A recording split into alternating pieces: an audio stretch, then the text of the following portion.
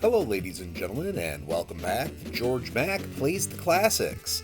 Take control of the baddest amphibians in town in Battletoads.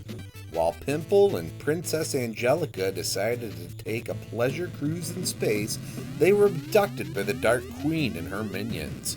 Professor T. Bird and the other Battletoads, Rash and Zitz, need to haul warts to catch up to them on the planet Ragnarok. There are 12 incredibly diabolical levels in front of you before you can save the day. It's going to be an incredibly difficult journey, and only the very best will have what it takes. Will that be you? You're set down on the planet's surface and immediately are beset upon by a couple bipedal hogs. The B button is your attack, and you can press it or hold it down to automatically keep attacking. Most enemies get hit a few times before you give a special attack that launches them across screen or outright kills them. Each enemy has their own special super attack animation the Toad uses on them. You can double tap a direction to run and get a special attack off if your timing is good. Punching and killing enemies is the easiest part of this adventure. What's hard are the gimmicks. Each level has a different gimmick. Some of them aren't much of an issue, like rappelling down in level 2, kicking and wrecking enemies with your Toad's body. Others are maddening as you play them.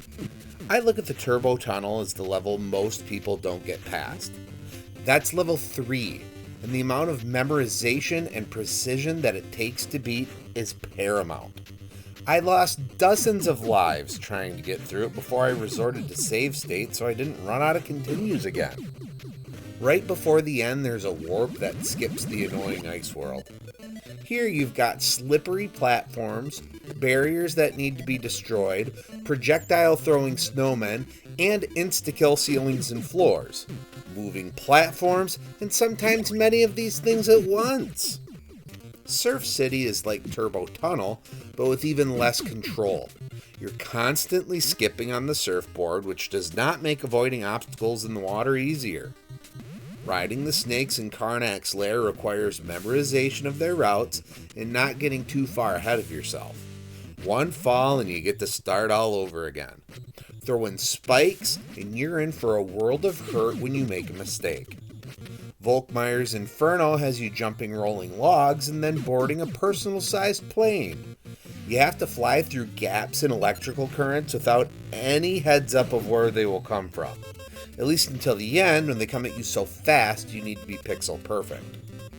Intruder Excluder is the most normal platforming level since the opener. You have to climb up a corridor while avoiding obstacles, jumping springing platforms, and killing what you can. The Terratubes are back to requiring foreknowledge of what's coming to get through. The copter segments aren't bad, but having to dodge the gears is not happening if you don't know exactly how the pipes turn before you see them.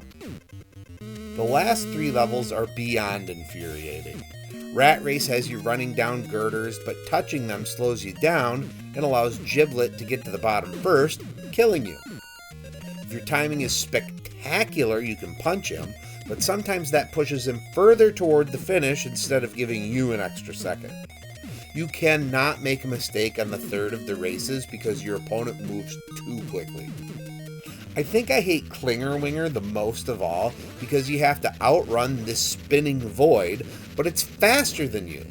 If you don't make clean button presses on the turns every single time, you're dead. The final level is a tower ascent that uses the graphics trick of Castellian to rotate as you move left and right, so I guess other games did use this. Disappearing platforms must be jumped on precisely, and if you move the screen too far up, you die if you fall. That's always fun. When you see flies come on screen, you want to do your best to eat them to replenish health. Points are also a great way to earn lives. Every 100,000 adds another frog to your spare pile. There are also 1-ups in the environment for you to find. Hit detection is hit or miss on some enemies. Fighting bosses is an exercise in finding their weakness and exploiting it. A lot of them can be made easy if you're good at juggling. The Dark Queen was one of the easier fights and didn't make for a satisfying final boss. You can always play a 2-player game, but you both need to be amazing at games to get through.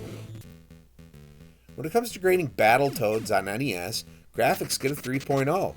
Sprites and landscapes look good, while the cutscenes and animations are top-notch. Sound gets a 3.0. Rare usually does pretty good with music and sounds, and they keep it up here. Gameplay gets a 1.5.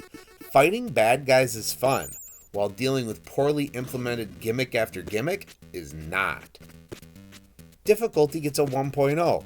There's way too much memorization required to get through this game. Limited continues will be the death of you. This is one game that would have benefited from unlimited continues. Fun factor gets a 1.0. I didn't really enjoy my time, and it devolved into playing out of spite to try out every level. Overall, Battletoads earns a 1.9 and gets a C. I believe that there are people out there that can get through this game, but they don't play anything else and have dumped hundreds of hours into practice. Give it a shot, but don't feel bad when you fail. Well, that's going to do it for me for today. Please make sure to like this video. Let me know what you think of Battletoads in the comments. And please subscribe to Head Drop Productions here on YouTube, because we want you here for each and every video we release. Because it is your destiny.